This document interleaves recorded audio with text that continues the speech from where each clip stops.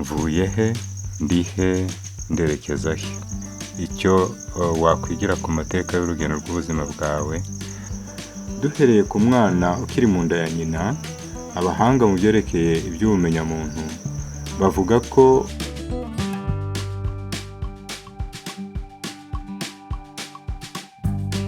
dukomeje kubifuriza kugubwa neza abagize ibyago n'ibibazo bitandukanye.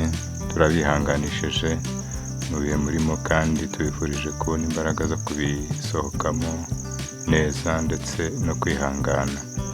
Tubahaye ikaze kuri Kubaho Ndiho TV, mu mpine ikaba ari KN TV, ikiganiro mutegurirwa kandi mugezwaho na Ngabonziza Bonaventure.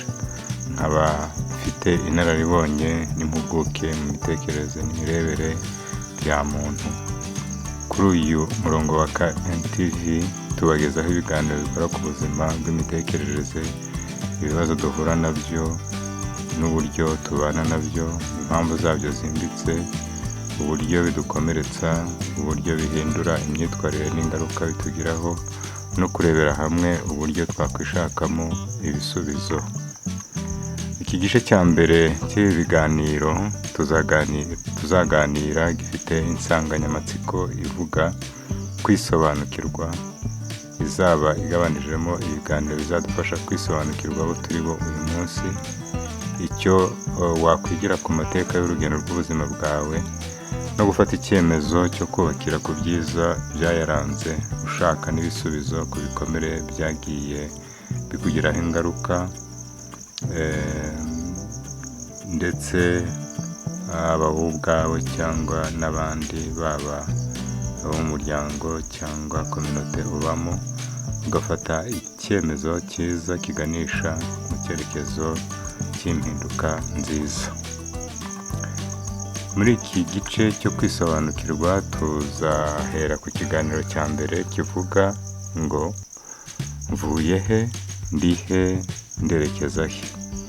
Iki kiganiro kigamije kwibutsa ishusho nyakuri y'ubuzima bwawe, kwibuka aho wakomerekeye n'ingaruka byagusigiye, kumenya impinduka zakubayeho bituma wumva utabohotse, ugatera intambwe yo kwisobanukirwa no gufata icyemezo cyo kwishakamo impinduka nziza. Mbere y'uko twinjira mu kiganiro nyirizina, ndagira ngo dutange ibisobanuro by'amagambo akurikira mu njyana y'iki kiganiro kugira ngo turusheho kumva neza aho cyerekeza. Mvuye he, iri jambo riraganisha cyangwa se ryerekeza ku rugendo rwanjye rw'ahahise. Ni ukuvuga ngo n'igihe cyanjye cyashize, yenda mpereye mu bwana bwanjye ngafata bwangavu cyangwa se ubugimbi, ngafata ubusore bwanjye kugeza mbese mu myaka umuntu wese yaba agezemo, noneho nkarujyanisha nanone n'ibyambayeho ndetse n'ibikomere byansigiye, ndetse nkibuka n'ibyiza naruboneyemo urwo rugendo. Ni igihe mbese cyashize kuva icyo gihe kugeza none aha ngaha uyu munsi. Ndi he, ibyo nahuye nabyo byahahise byatumye uyu munsi nibona nte, ndiho nte, ngenda nte, ese ubuzima burandyoheye cyangwa burambihiye, ndagana he cyangwa nderekeza he. Ni iyihe mpamba n'intwaro ntwaye bizamfasha gukomeza mu nzira y'urugendo rwanjye rw'ubuzima. Nyuma yo kumva ubusobanuro bw'aya magambo mu njyana y'iki kiganiro, biraza kudufasha kumva neza ibikurikira. Ngira ngo niba twabyumvise neza, hano harimo ibihe bitatu by'ingenzi: ahahise, uyu munsi ndetse n'ahazaza. Hari irindi jambo nanone tugira ngo tusobanure ryitwa ibifatika. Ibifatika twavuga ko ari ibiriho urebesha ijisho, byitwa amazina yabyo mu gihe runaka, byaba byiza cyangwa bibi. Ibidafatika ni ibiriho utarebesha ijisho ngo ubyemeze, biremerwa mu ntekerezo z'umuntu mu bihe runaka, byaba ibimwubaka cyangwa ibimusenya.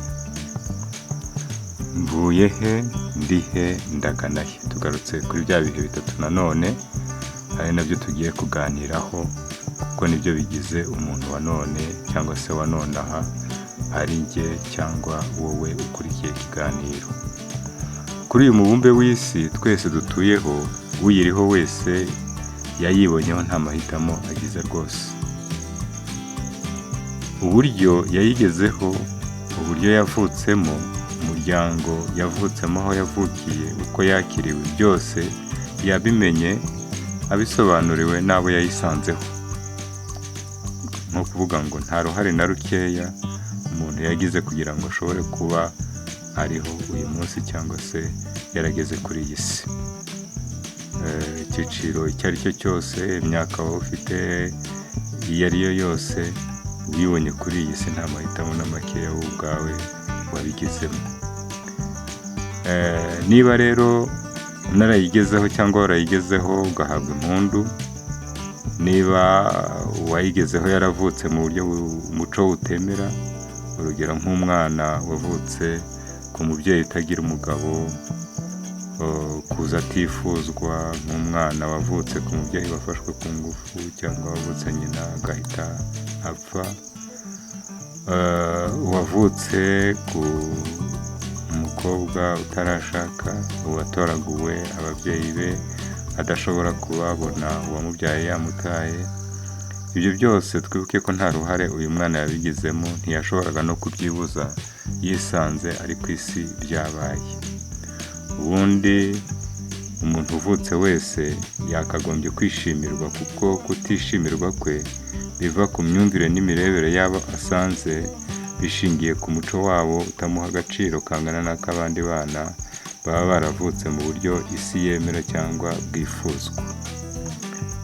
Ariko iyabaremiye kuri yo banganya agaciro na ba bandi bitwa ko bavutse, ndetse no muri ya mvugo dukunze gukoresha, aho tubatandukanya twibwira ko bariya bavutse neza abandi bakavuka nabi, nyamara uriho wese yavutse kuko Imana yabishatse. Mu rugendo rw'ubuzima bwa muntu ahura n'ibisitaza bituma akomereka, ariko nyuma y'igihe runaka akaba ashobora kubicamo akabyakira, ubuzima bugakomeza. Muri bya bisubizo naho havamo ibibazo, umuntu akabaho mu ruziga rw'ibibazo n'ibisubizo bigenda bisimburana.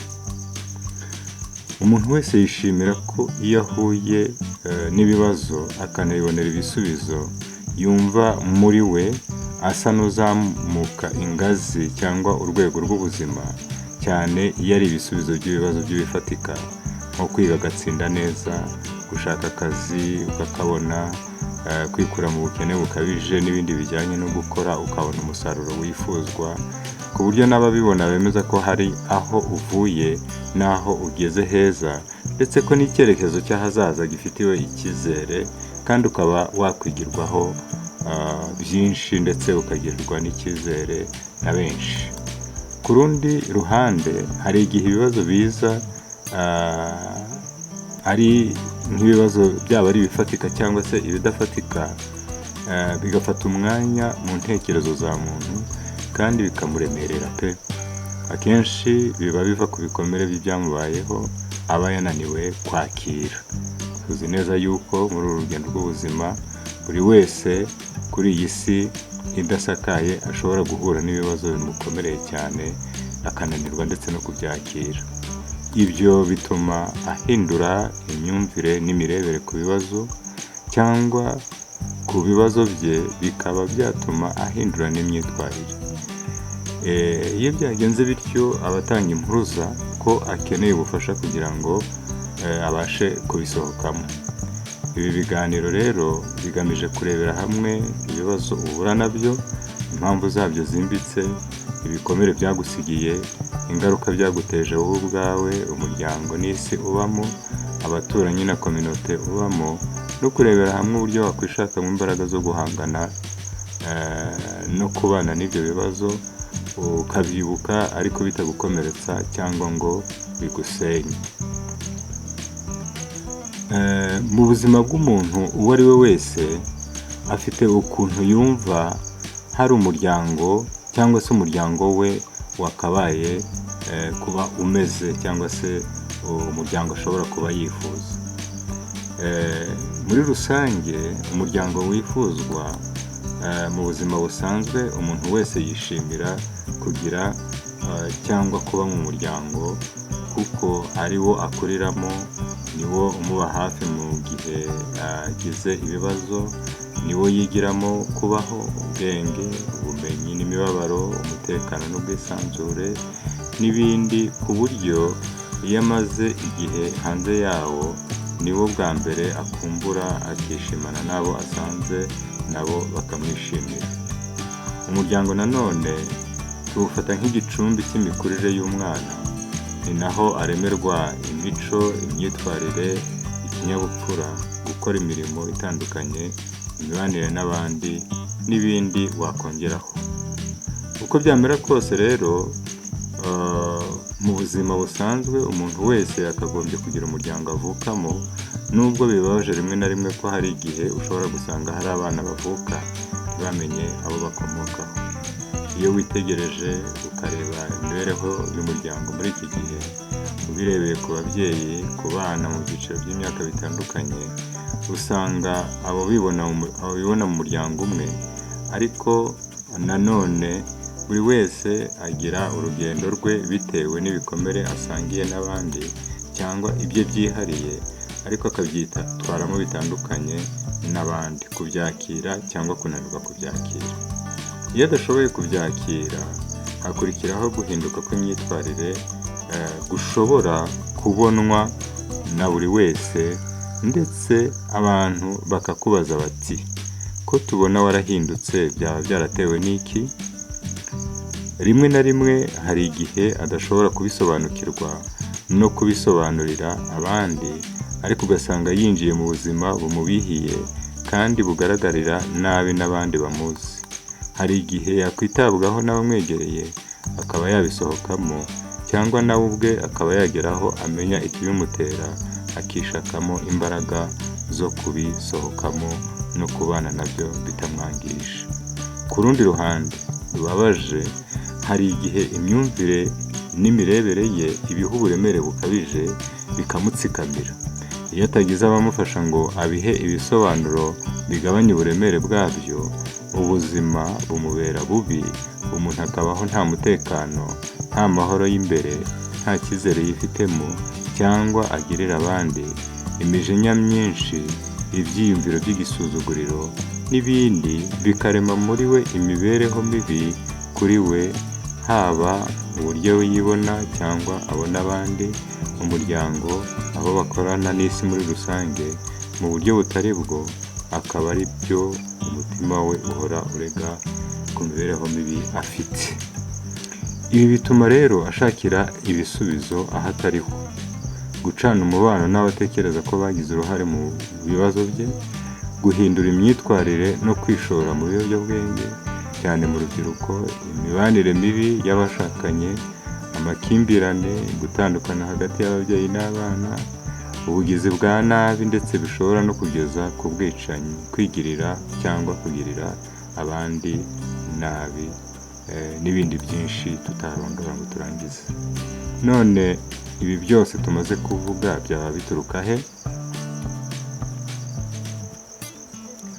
Nk'uko twari tumaze kuvuga haruguru, ndagira ngo nongere mbibutse insanganyamatsiko y'iki kiganiro kivuga ngo mvuye he, ndi he, ndagana he.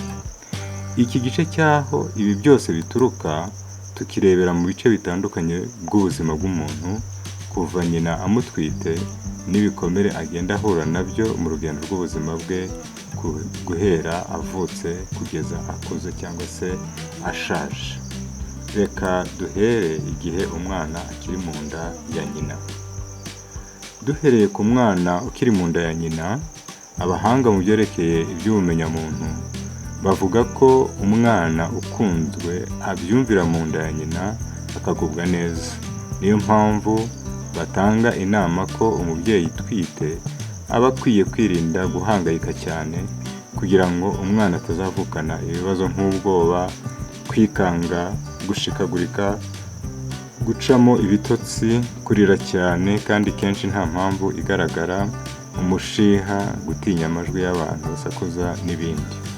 Akenshi igihe umuntu atwise mu gihe atifuzaga cyangwa afite ibibazo bimukomereye, imibabaro ye asa n'uyisangira n'umwana bigatuma avuka ari umunyabibazo.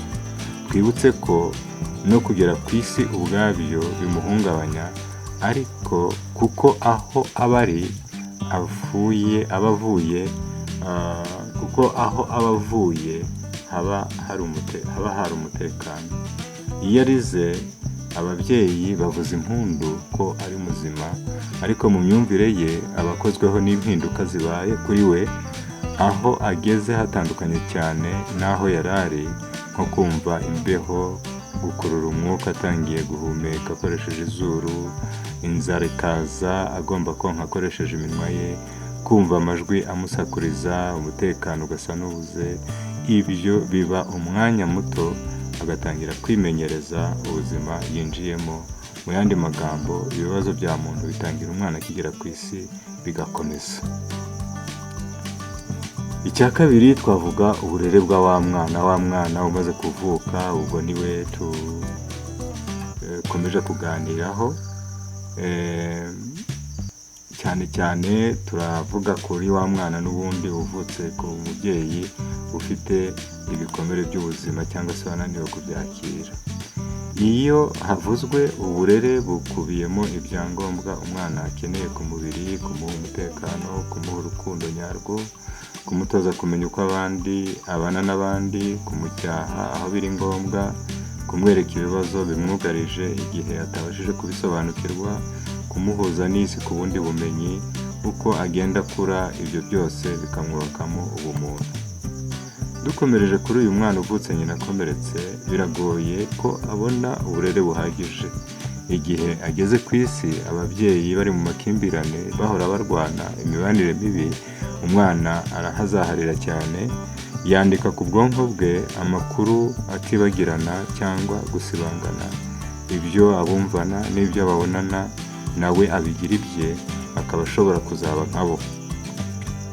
Ubundi umubyeyi ku mwana asobanura urukundo, umutekano, uburinzi buhagije, imbaraga ze, gusindagiza, ibyishimo bye n'ibindi byinshi. Muri make, umubyeyi ni we shingiro ry'umunezero w'umwana.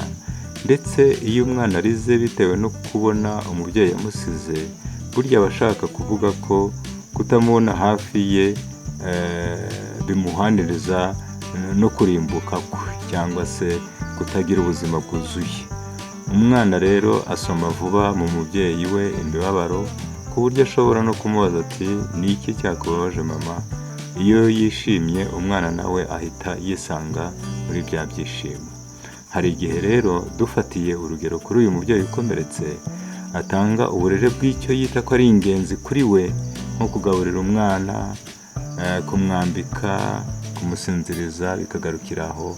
Umwana akabura urukundo, umutekano, kutitabwaho bihagije n'ibindi. Uko akura agenda yandika ku bwonko bwe ibyo yiyumvamo bitari byiza, akisanga mu mahitamo n'icyerekezo cy'ubuzima kitari cyiza, bikaba uruhererekane rw'imibereho mu muryango runaka.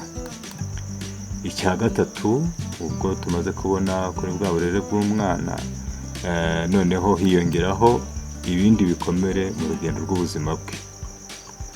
Iyo umuntu avutse nanone yisanga ku isi idasakaye, aho aba yugarijwe n'ibibazo bishobora kumwangiza, akayikuriramo ahura n'ibibazo bitandukanye bituma agenda agerageza kubicamo, ariko nanone bigenda bimusigira ibikomere. Imana yaremanye umuntu ubushobozi kamere bwo kwirwanaho igihe atewe. Aha ndavuga ni igitero ku mitekerereze, ku buryo witwara mu kibazo kigatambuka kitakwangije. Hari igihe nanone ubushobozi bukoreshwa nabi cyangwa se bukabura intege ku bibazo wahuye nabyo, imirebere yawe muri icyo kibazo ikerekeza kwibwira no guha ibisobanuro ibirimo kubaho, uburemere ubiha, nyirabayazana n'ibindi.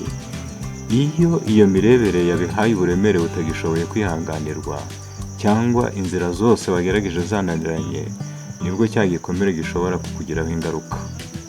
Niyo mpamvu abantu bo mu muryango umwe bashobora guhura n'ikibazo kimwe kiremereye, ariko uburyo bagisohokamo cyangwa bakitwaramo buba butandukanye.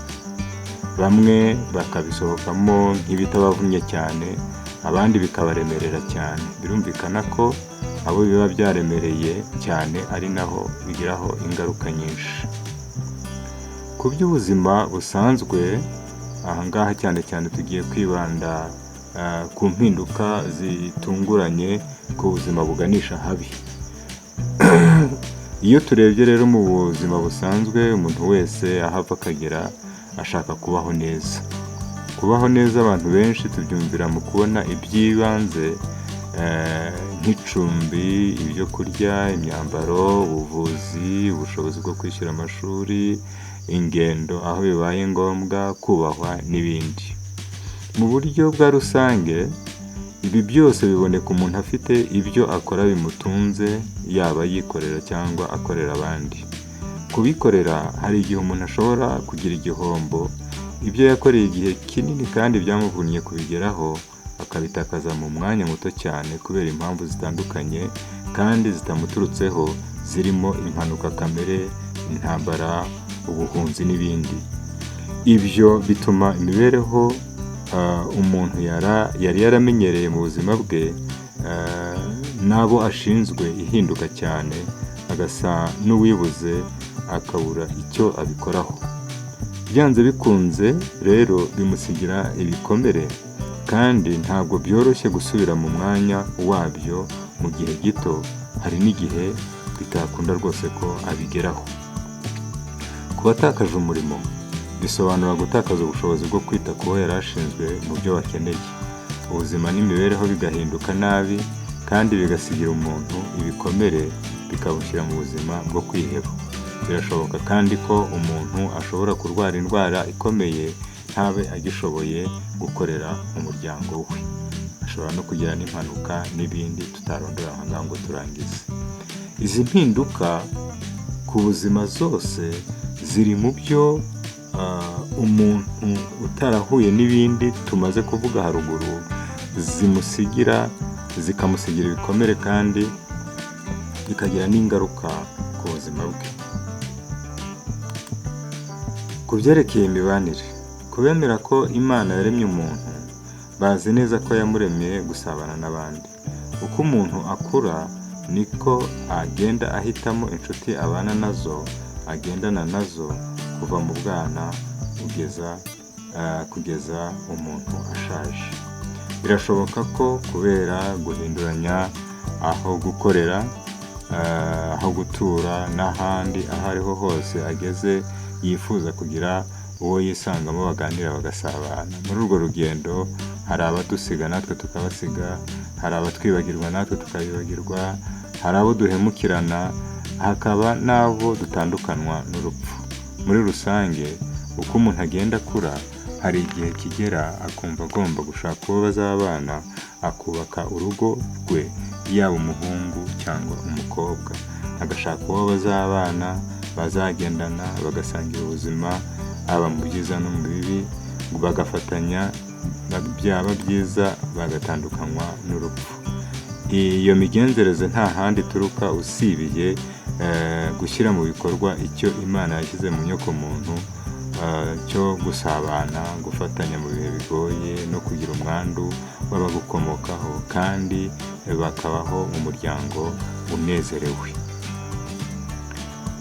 None iyo tuvuga iby'imibanire, twumva umuryango mu Rwanda, cyangwa se mu miryango yo mu Rwanda cyangwa se iwacu bimeze bite?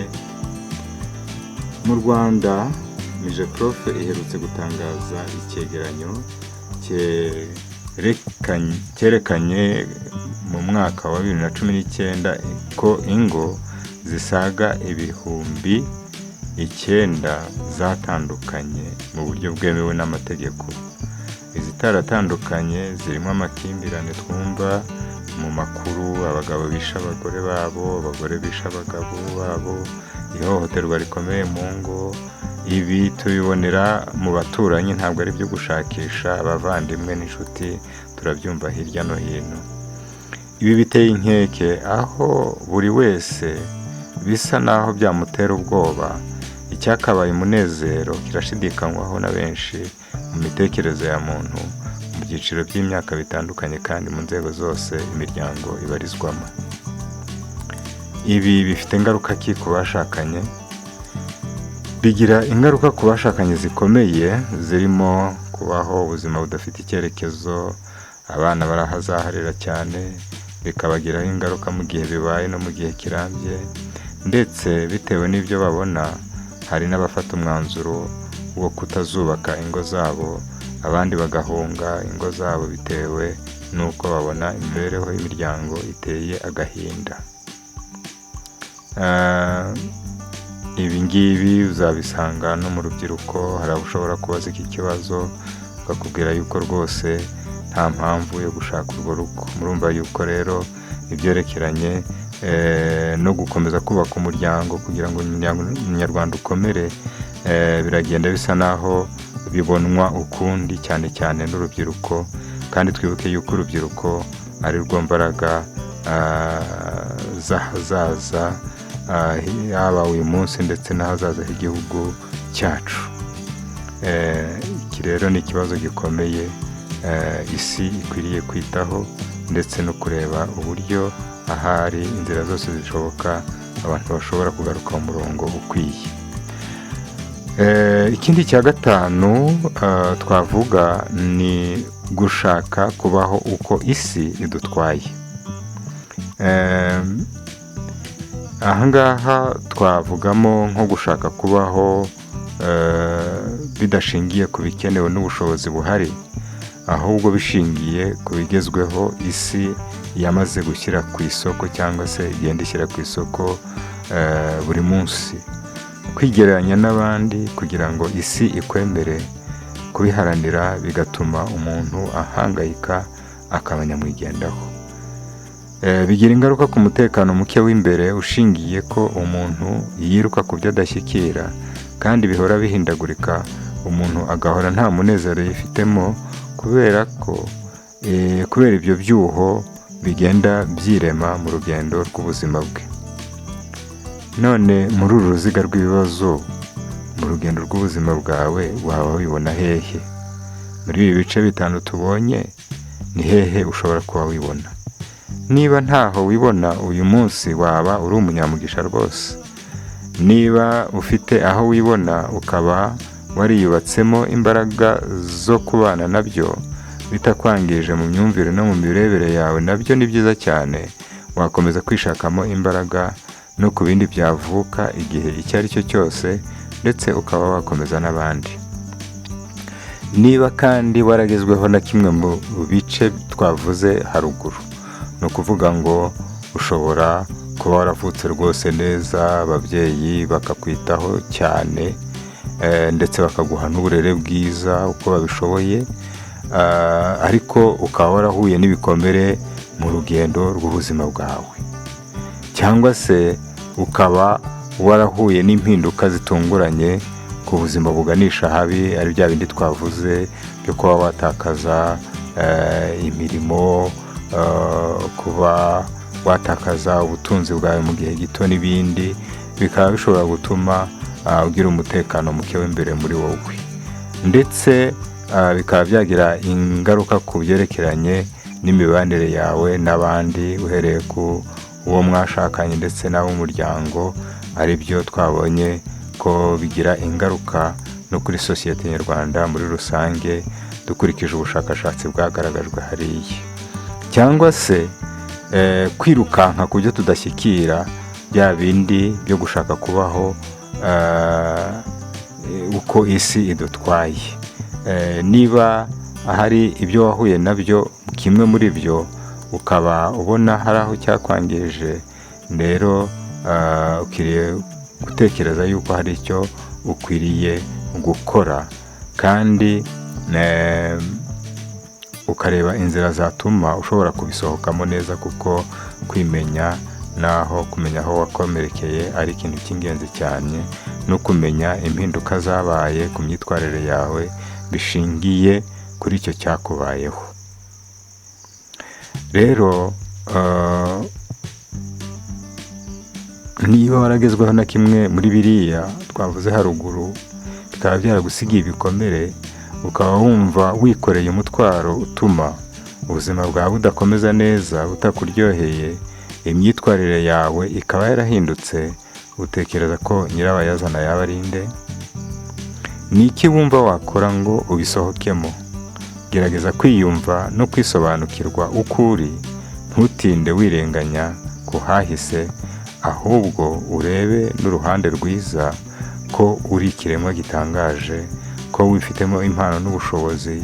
Ureke kwipfobya no kurega isi, usohoke muri gereza no mu ruziga rw'ibitagenda ubohotse, ukomeze ubuzima. Niba ugoswe n'ibibazo udafite ugufasha, tabaza Imana. Niwe mutabazi uri hejuru ya byose kandi utanga ubutabazi bwuzuye. Iyo Mana ni nini yo kugenga no kugenzura ibiri ku isi byose, ndetse n'ibiri hejuru, ndetse n'ibiri munsi y'ubutaka ndetse no munsi y'inyanja, kandi ikaba nanone ntoya yo kwibera mu mutima wawe. Yirarike mu isengesho mbere cyangwa nyuma yo gusoma amasomo aboneka mu gitabo cya Bibiliya cy'ibihe byose kuri bose, kandi tubonamo ihumure rituruka ku Muremyi wawe. Agira ati, turasanga muri Yobu igice cya 5 umurongo wa 11 handitswe ngo, niyo ishyira aboroheje n'ababoroga ibashyira mu mahoro. Ntutinye kuko ndi kumwe nawe, ntukihebe kuko ndi Imana yawe. Nzajya ngukomeza, ni koko nzajya ngutabara, kandi nzajya nkuramiza ukuboko kw'iburyo ariko gukiranuka kwanjye.